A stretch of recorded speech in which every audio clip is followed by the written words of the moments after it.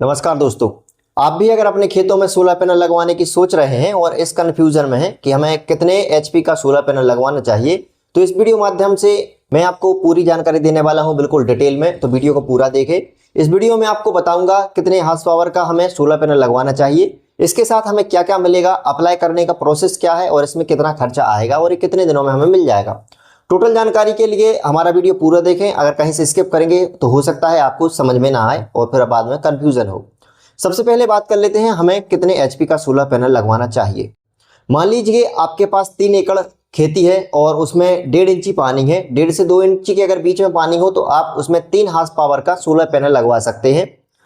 अगर आपके पास 5 एकड़ से ज़्यादा जमीन है और बोरवेल में अच्छा खासा पानी है, यानी कि 2.5-3 इंची पानी है, तो आप इसमें 5 एचपी तक का सोलर पैनल लगवा सकते हैं। अगर आपके पास पानी भी अच्छा है, बोरवेल है या फिर कुआं है और खेती भी अच्छी है, तो इसके लिए आप 7.5 एचपी का सोलर पैनल लगवा सकते हैं। बात कर लेते हैं कौन से पैनल के साथ किस प्रकार की मोटर हमें मिलेगी। 3 एचपी और 5 एचपी के साथ आपको तकरीबन डीसी मोटर मिलेगी जो सिर्फ सोलर पैनल से चलेगी। 7.5 एचपी का अगर आप पैनल खरीदते हैं तो उसमें आपको एसी मोटर मिलेगी, यानी कि जो सोलर पैनल से भी चलेगी और आपकी लाइट से भी चलेगी, दोनों से चलेगी, 2 in 1 होगी। अब हम बात कर लेते हैं इनमें खर्चा कितना आएगा और ये कैसे काम करता है। सबसे पहले हम खर्चे की बात कर लेते हैं। अगर आप सरकारी योजना के तहत इसको अप्लाई कर रहे हैं तो आपको 3 एचपी का 21,000 रुपये का पड़ेगा।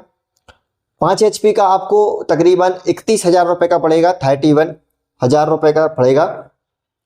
और 7.5 एचपी का 50 से ऊपर का भी पड़ सकता है दोस्तों।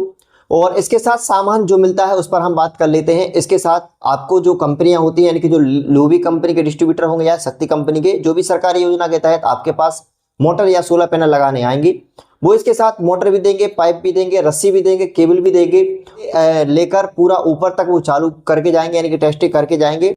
अब हम समझ लेते हैं कि सोलर पैनल अप्लाई कैसे करें। एससी एमपी ऑनलाइन की दुकान से कर सकते हैं जब साइट ओपन होगी।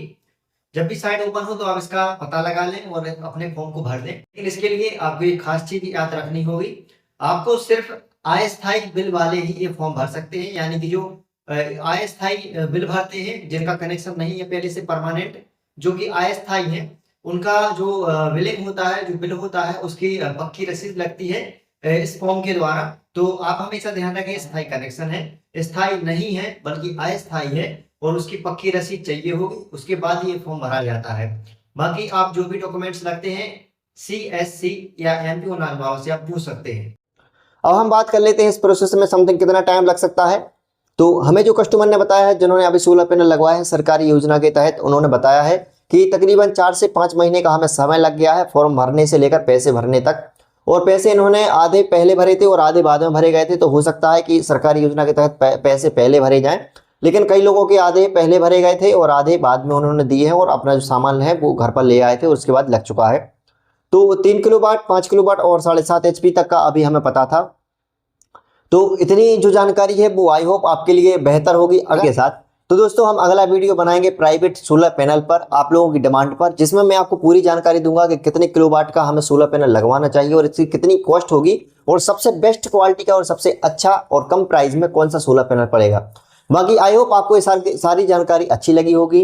वीडियो अच्छी लगी हो तो वीडियो को लाइक और चैनल को सब्सक्राइब करके जरूर जाइए, ताकि आपके लिए ऐसे ही नॉलेजेबल वीडियो मैं अलग से लाता रहूं। मिलते हैं अगले वीडियो में, तब तक के लिए जय हिंद,